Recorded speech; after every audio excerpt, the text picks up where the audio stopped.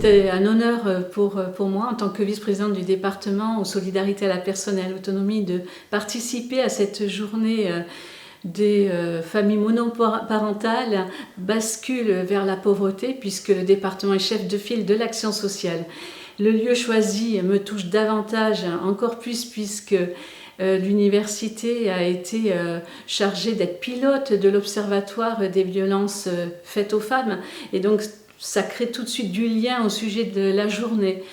Au niveau des familles monoparentales, dans le département de l'Hérault, il y a environ 33% des familles qui sont monoparentales, alors qu'au niveau national, c'est 30%. Donc nous avons vraiment un taux supérieur à la moyenne nationale.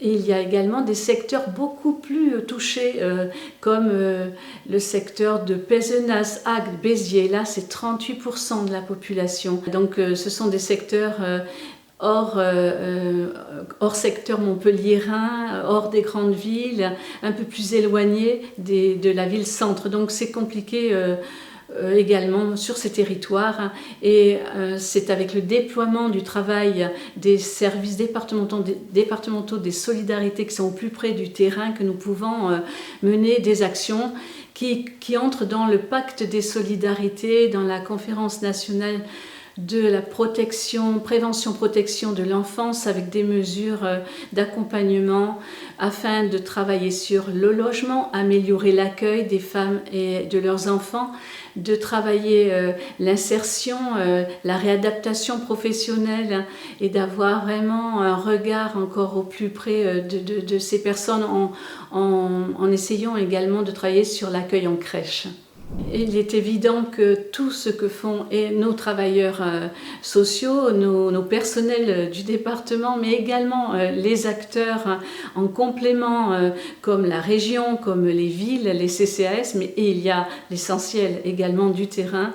Il s'agit des bénévoles et des associations sans qui rien ne serait possible.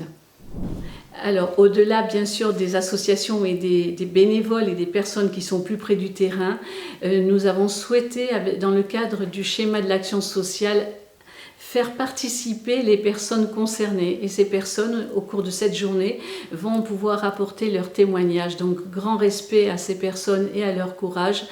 Et nous allons également former nos travailleurs sociaux, nos équipes, au niveau des équipes des solidarités, afin de travailler avec les personnes concernées. Il faut que la projection, les projets partent à partir de l'écoute des personnes qui ont vécu, qui vivent les problématiques.